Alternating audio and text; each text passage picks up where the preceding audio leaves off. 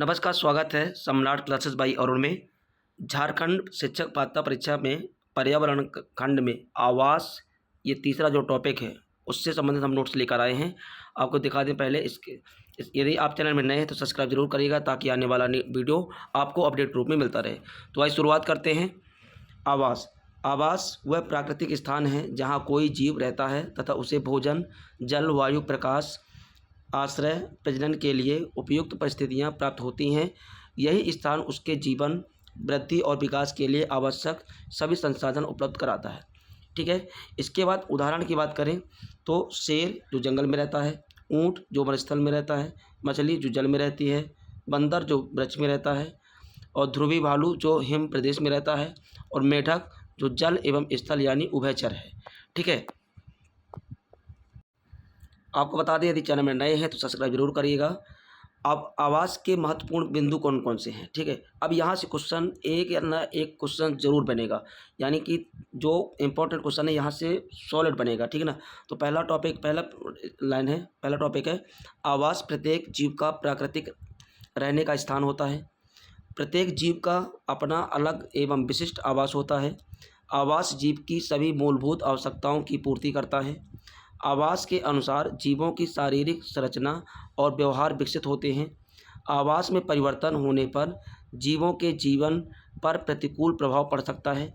जीव अपने आवास के अनुरूप स्वयं को ढाल लेते हैं, जिसे अनुकूलन कहा जाता है। मैंने क्या कहा था, यहाँ से क्वेश्चन एक ना एक बनेगा, और वो क्वेश्चन बनने की पूरी संभावना 6वें नंबर पॉइंट से है कि जीव अपने आवास के अनुरूप स्वयं को ढाल लेते हैं, उसे क्या कहते हैं। अब वहाँ पे बहुत सारे ऑप्शन होंगे तो उसमें से उत्तर होगा अनुकूलन।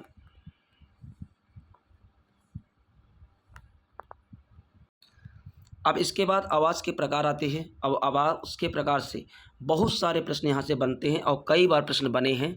तो परिभाषा है, आवास वह प्राकृतिक स्थान है जहाँ कोई जीव रहता है तथा उसे भोजन, जल, वायु, प्रकाश, आश्रय, प्रजनन के लिए। कुल मिलाकर ये आवास हमने पिछले पॉइंट में भी पढ़ चुका है। अब आवास के मुख्यतः प्रकार कितने होते हैं? 2 होते हैं। पहला होता है स्थलीय आवास, दूसरा होता है जलीय आवास। तो हम सबसे पहले स्थलीय आवास की बात करेंगे कि वे आवास जो भूमि पर स्थित होते हैं स्थलीय आवास कहते हैं। उसमें से पहला नंबर आता है वन आवास। अब वन आवास के उदाहरण कौन कौन से? शेर, हाथी, बाघ, बंदर, हिरण आदि। ठीक है, ये इंपॉर्टेंट हो गए।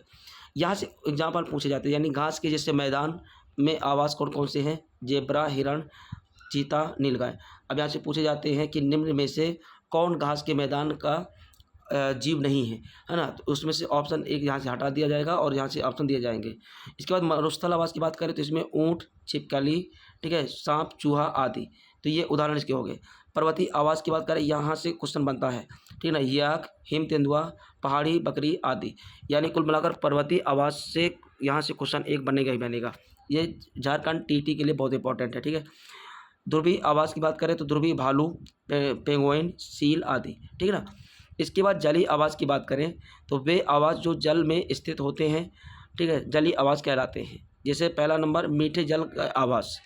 ठीक है। अब पूछा जा सकता है कि जैसे अब यहाँ पे आवासों के नाम लिखे जाएंगे, मान के चलिए 3 आवास दे दिए, चौथा आवास का नाम नहीं है, तो वहाँ पे आपको कन्फ्यूजन रहेगा। इसलिए आप कन्फर्म याद कर लीजिए कि पहला मीठे जल का, दूसरा समुद्री जल का, तीसरा दलदली आवास, चौथा प्रवाल भित्ति आवास। ठीक है ना।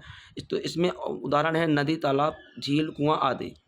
इसके बाद समुद्री जल आवास की बात करें तो इसमें समुद्र, महासागर, खाड़ी आदि शामिल है।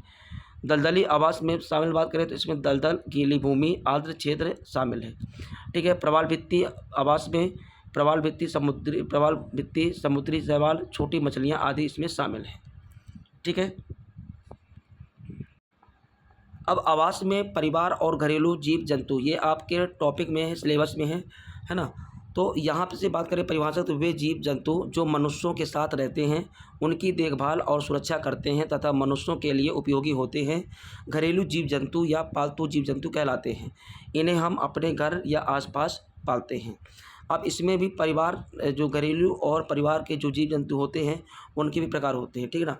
अब जीव जंतु वाले अलग हो गए, यानी कुल मिलाकर जो परिवार और घरेलू जीव जंतु की बात हो रही है, तो यानी परिवार एक साइड, परिवार में कितने सदस्य उनकी बात हो रही है, और घरेलू जीव जंतु की बात अलग हो रही है। यानी इसको परिवार के अंदर आवास में 2 प्रकार से बाँटे गए हैं कि एक परिवार के सदस्य होंगे, एक घरेलू वाले जो जीव-जंतु वो भी आवास के हिस्से में होंगे, ठीक है ना? तो बात करें पहला नंबर परिवार के सदस्य में, जैसे दादा जो परिवार के मुखिया होते हैं, वरिष्ठ सदस्य होते हैं, ठीक है?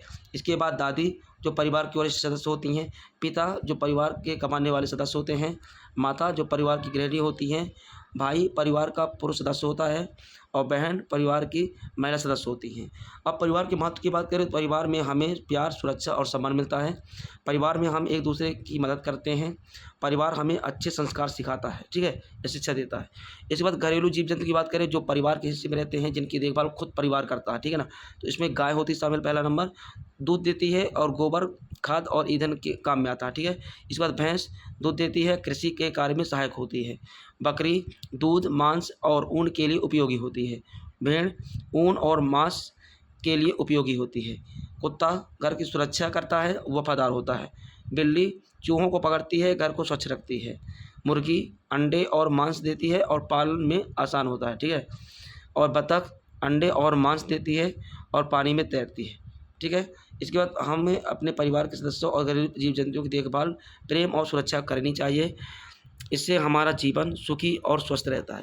तो गाइज़ ये परीक्षा के लिए शॉर्ट नोट्स है, जो कम समय में यानी आप 5 मिनट में आप अपना एक टॉपिक ख़त्म करना चाहते हैं, उस हिसाब से हमने ये पूरी नोट्स तैयार की है। कैसी लगी आप कमेंट में बताइएगा और उसके पहले यदि चैनल में नए हैं तो सब्सक्राइब ज़रूर करिएगा ताकि आने वाला वीडियो आपको अपडेट के रूप में मिलता रहे। धन्यवाद।